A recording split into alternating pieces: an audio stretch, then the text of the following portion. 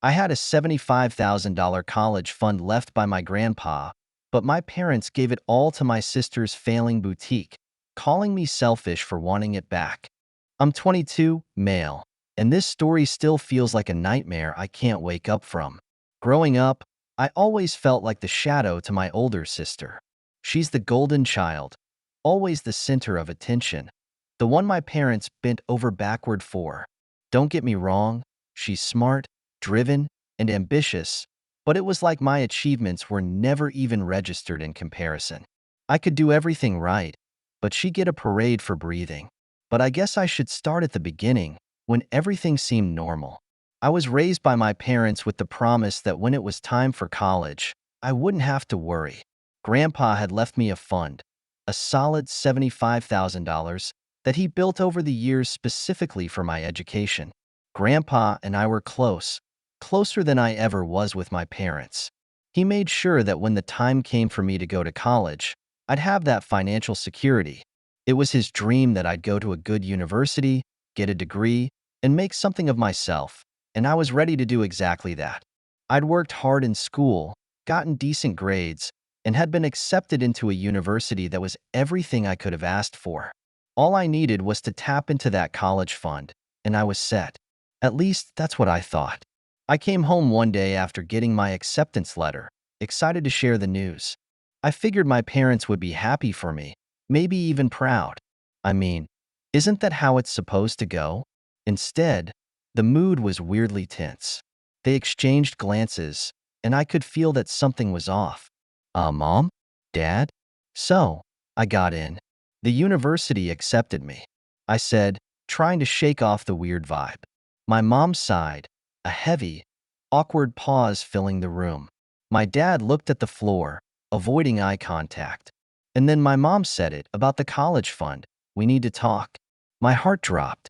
What do you mean? She went on to explain that, a few months ago, they'd given the entire $70,000, my entire college fund, to my sister for her business startup, her fashion boutique, to be exact. Apparently, she'd come to them with this amazing business idea that just needed a little capital to get off the ground. A little capital that happened to be every single cent Grandpa left for me. I was stunned, speechless. Wait, you gave it to her? I asked, trying to process it. That money was for my education. She needed it more than you did. My dad chimed in, his voice annoyingly calm, like he was explaining why we were out of milk. Her business is important. You can always take out student loans. Student loans? Was he serious? Grandpa explicitly left that money for me, for college, not for my sister to play entrepreneur with.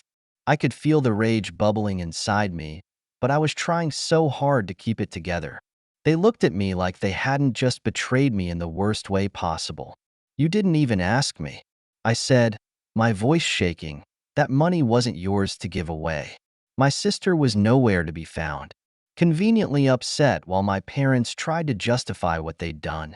My mom just kept saying, we thought you'd understand, as if I was the unreasonable one. They were so casual about it, so nonchalant, like my future was just a small sacrifice for my sister's success. But the more they tried to justify it, the more it became clear to me. In their eyes, my sister's ambitions would always outweigh mine. They truly believed that her boutique was more important than my education. The betrayal cut deep, but the realization that they didn't even see it as a betrayal, that hurt even more. After that conversation, I couldn't look at them the same way. I was angry, but more than that, I was devastated.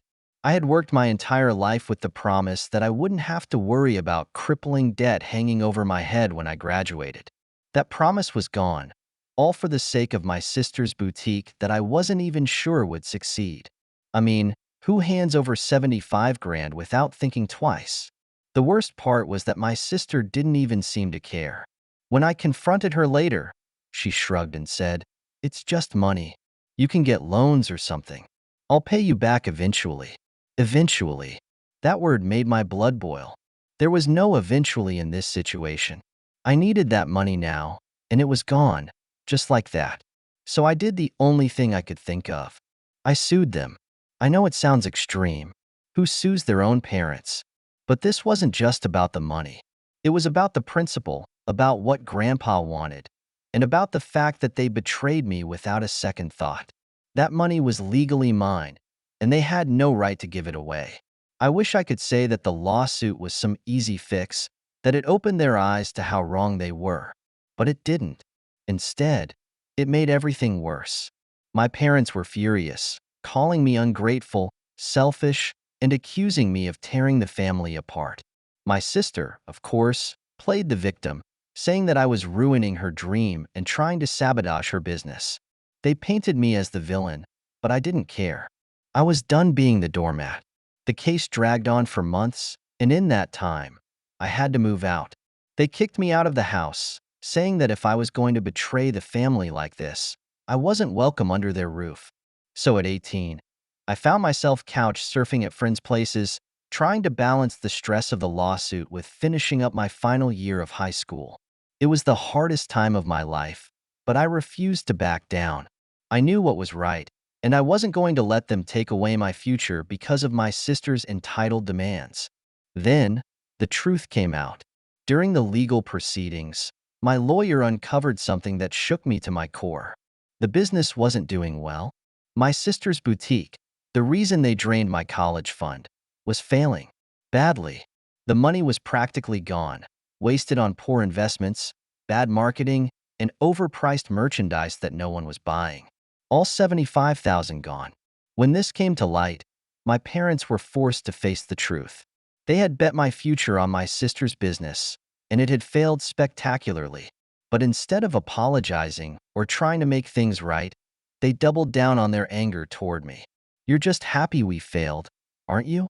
My mom spat at me during one of the court hearings. "You've always been jealous of your sister." Jealous?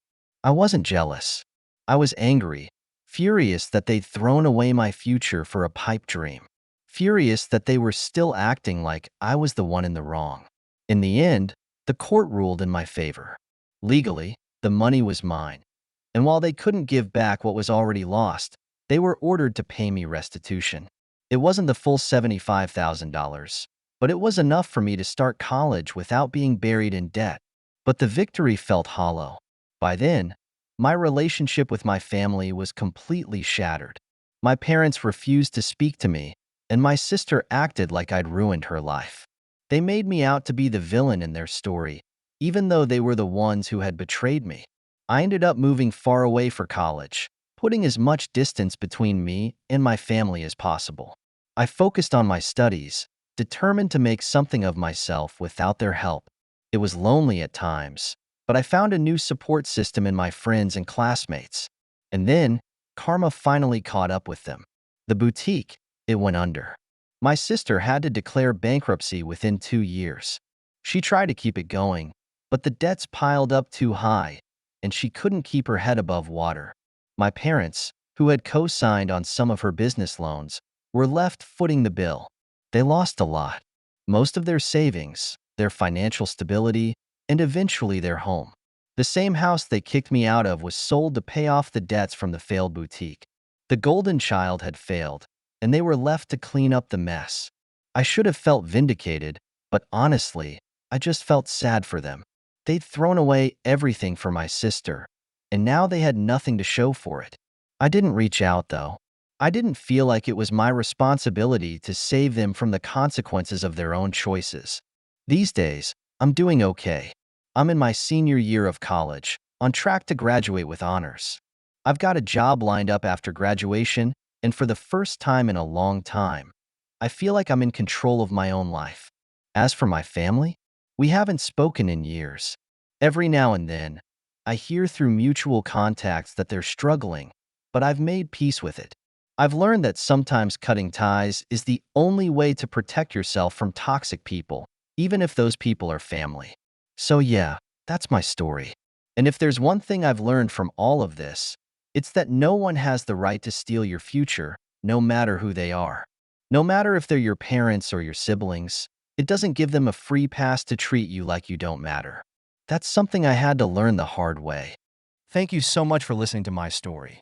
If you have any thoughts, I'd love to hear them. So please leave a comment. Don't forget to like and subscribe if you want more stories like this one.